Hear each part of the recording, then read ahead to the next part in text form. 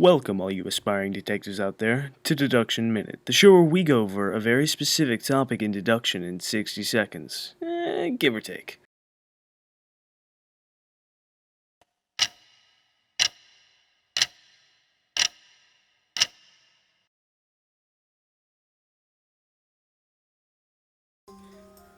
Today we will be discussing the topic of determining if a person is right-handed.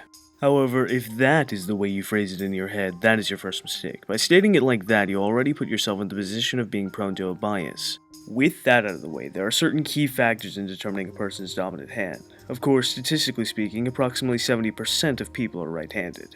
However, despite this, have the mindset of taking every person you see at a case-by-case basis to avoid a presupposition. The first tell to look out for is which hand do they use to perform a disproportionate amount of tasks. The second is to determine which hand is used for tasks that require higher dexterity and fine motor skills.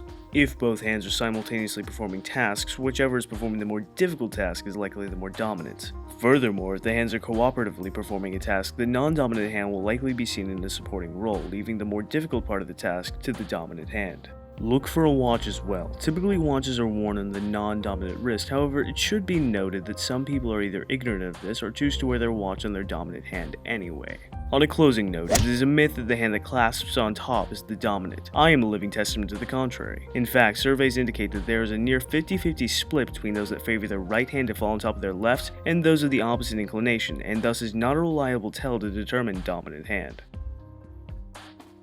And with that, we have come to the 1 minute mark, give or take. But before you go, if you are the kind of person whom your friends and family always have trouble finding a Christmas present for you, you might want to consider asking good old Santa for an Art of Deduction T-shirt. I'm going to be taking them off the market on January 1st, so there isn't too much more time to get one. Remember that the revenue generated is not going to me, it will be donated to the Autism Research Institute. So if that is something you would like to support, you know you're probably going to be getting close for Christmas anyway, so might as well know that one of them is supporting a good cause.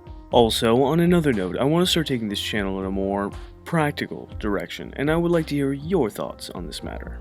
Now, I realize that not everyone is as much of a Sherlock Holmes fan as I am, and that being said, the skill set this channel revolves around is practical to anyone, regardless of whether they are a Holmes fan or not, and I don't want this channel to appeal only to a Sherlockian audience and exclude other people who would otherwise find use out of this skill.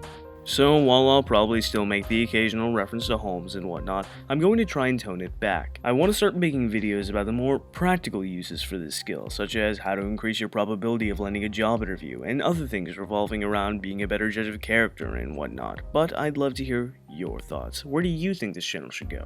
Should I continue on the more abstract and conceptual topics of the mindset of a deductionist, or would you like to see more content about the practical things you can deduce? Let me know in the comments. So with that being said, if you are new here and you liked what you saw, be sure to subscribe. If you found the information helpful, be sure to give this video a like. If you like what I do here and would like to support me, please share this video and consider supporting me on Patreon. And on one final note, remember to take all the data you observe into consideration before coming to a conclusion. So with that, all you aspiring detectives out there, arrivederci.